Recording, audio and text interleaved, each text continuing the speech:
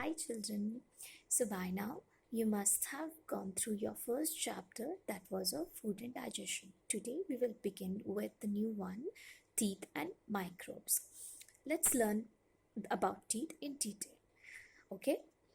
So let's do a small activity. While you're watching this video, ask your mama or papa to open their mouth and you count their teeth and make a note of it. Okay? Afterwards, you go look yourself in the mirror and count your own teeth. Do you see a difference? Yes, of course. They differ in number. Okay? Most of you must be around the age of 10 or 12. So you must have seen your teeth falling apart and the new ones coming in its place, right? Why does this happen?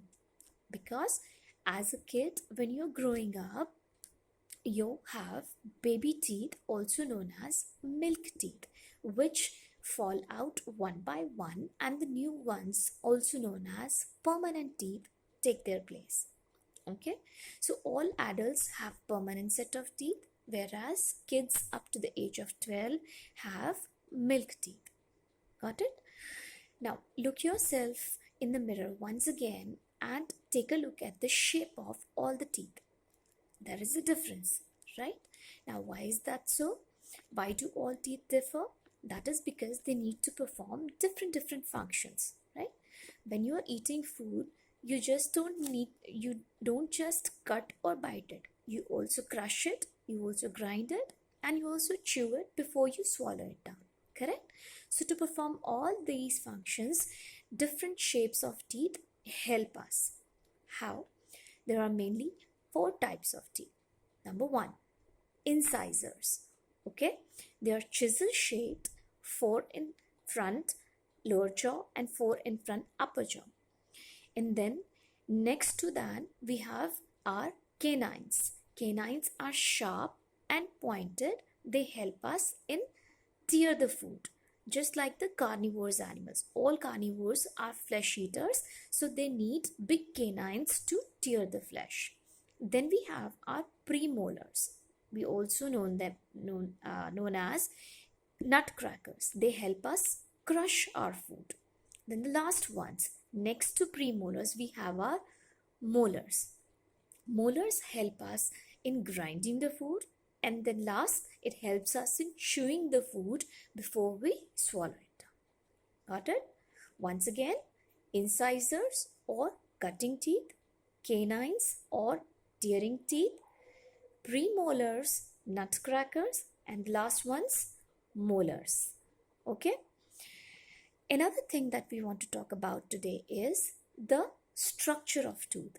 How does your tooth look like and what is it made up of? Okay? Let me show you a picture. This is how your tooth will look like. You can see that the upper part, which is visible to you. When you looked at your teeth, the certain part was visible. That visible part is known as the crown. Okay? And the portion where your gums start, that's known as the neck of the tooth. And if you look closely, there is a part of the tooth which is beneath the gums.